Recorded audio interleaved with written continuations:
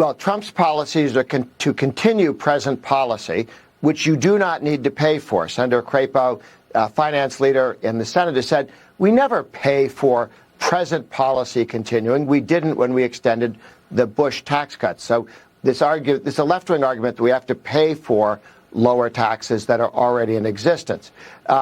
One of the great things that the president's done is said, let's go to 15% on the cut in the corporate rate. We've seen how powerful that was in giving us growth. To go down to 21, to go to 15 makes us much more competitive with China and Europe and the rest of the world.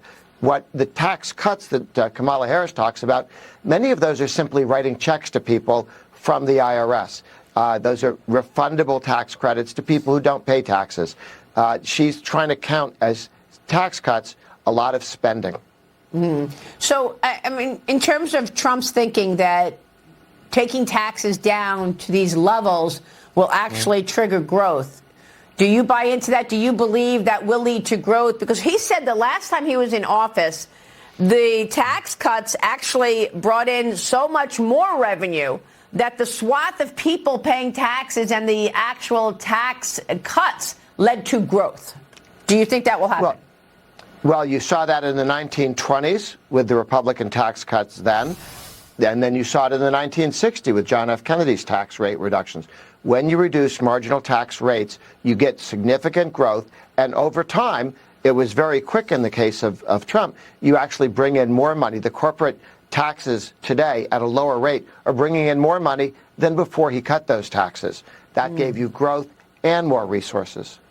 So a new study from the Tholos Foundation finds illegal immigration could cost taxpayers at least $2 trillion over a decade in Medicare spending.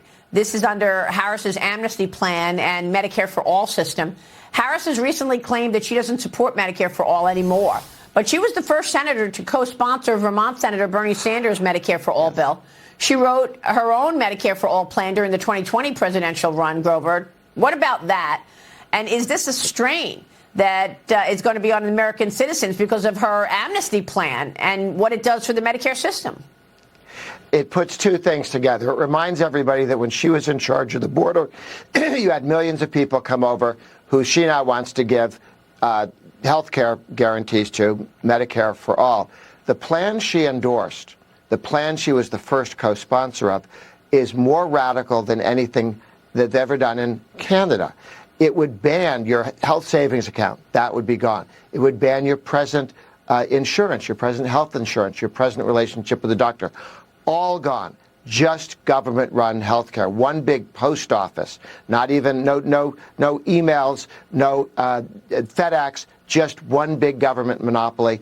And she has been for that for as long as she's been in the Senate. She has been a supporter of that. To argue that for political purposes she's not going to say it out loud anymore changes nothing.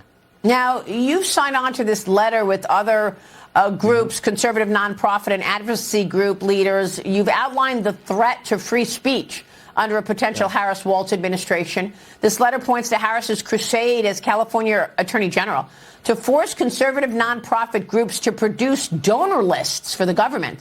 Grover, why do they want donor lists? You say Harris has a long record of squashing free speech.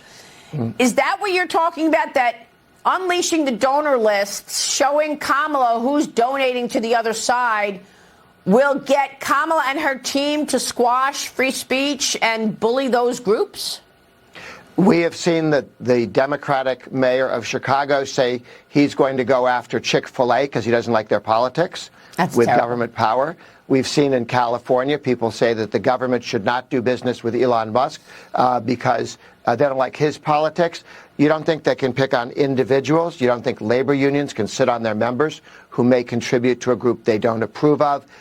This will chill the ability of people to contribute first to their political interests, but also to what church they go to.